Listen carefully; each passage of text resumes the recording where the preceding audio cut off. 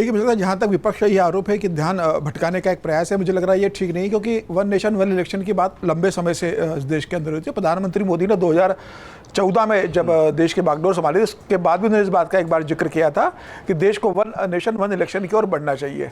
तो यह पहले से प्रधानमंत्री मोदी के जहन में रहा है, देश में इस पर मतलब चर्चा होती रही। हाँ, लेकिन भारतीय जनता पार्टी की जब सत्ता आई 2014 में, उसके बाद इस पर तेजी से हुआ। 2 सितंबर 2023 को इस पर कमेटी बना गई थी, कोविंद पूर्व राष्ट्रपति की अध्यक्षता में कमेटी का गठन कर दिया गया था। उस कमेटी ने तमाम बैठकें की और फिर मार्च 2024 में राष्ट्रपति को उसकी 18,000 पन्नों की रिपोर्ट सौंप दी वन नेशन वन इलेक्शन को लेकर। तो जिस तरीके से कमेटी ने काम किया और कमेटी में जिस तरह के लोग को लिया गया था, ये बता रहा था कि सरकार उसको लेकर बहुत गंभीर है और उसे लागू करने के लिए पूरी कोशिश करेगी।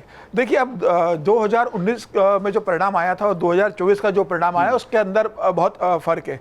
2019 में पूर्ण बहुमत 303 सीटों के साथ था। आज 2024 का अगर परिणाम देखेंगे तो भारतीय जनता पार्टी के पास पूर्ण बहुमत खुद का नहीं है।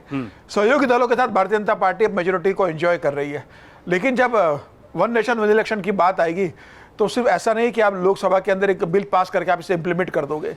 इसके लिए आपके तमाम संवैधानिक संशोधन कराने होंगे और 60 से ज़्यादा सांसदों का भी और समर्थन लगेगा इसको पास करने के लिए।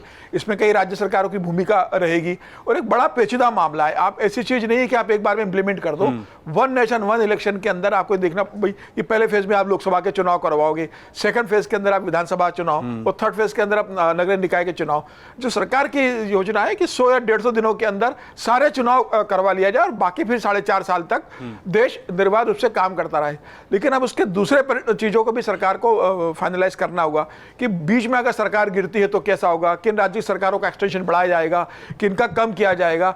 अगर बीच में कोई सरकार चली जाती है या अल्पमत में आ जाती है तो उस स्थिति में क्या होगा, क्या बचे हुए कार्यकाल के लिए चुनाव होंगे या किस तरीके से होगा। देखिए, सभी राजनीतिक दलों के इसके अंदर सहभागिता भी सरकार कोशिश कर रही थी कि इसके अंदर हो। हालांकि 65 राजनीतिक दलों से इस पर चर्चा हुई, जिसमें से 32-34 से समर्थन दिया है, 15 ने इसका विरोध किया है। इसमें कांग्रेस है और बाकी पार्टियां हैं। 15 ने इसमें न समर्थन दिया है न विरोध किया है अभी, तो उनका भी आएगा।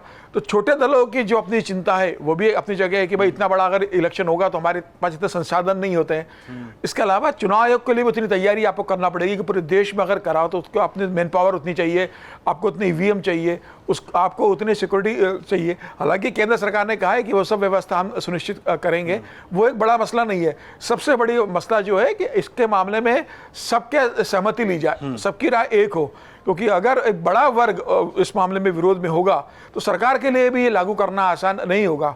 मतलब मुझे लगता है कि सरकार सिर्फ किसी भी तरीके से वन नेशन वन इलेक्शन लागू करना है इसको लेकर नहीं बढ़ेगी। सरकार ये कोशिश करेगी कि इसको लेकर हम आम सहमति बनाए। सभी राजनीतिक दल, जो भी 15 राजनीतिक दल इसके विरोध में, उनसे फिर चर्चा की जाए, उनको भी सहमति ली जाए। 15 राजनीतिक दल जिन्होंने सहमति दी है ना, जिन्होंने विरोध किया उनको भी लिया जाए और देश में एक आम इसको लेकर एक सहमति बनाई जाए।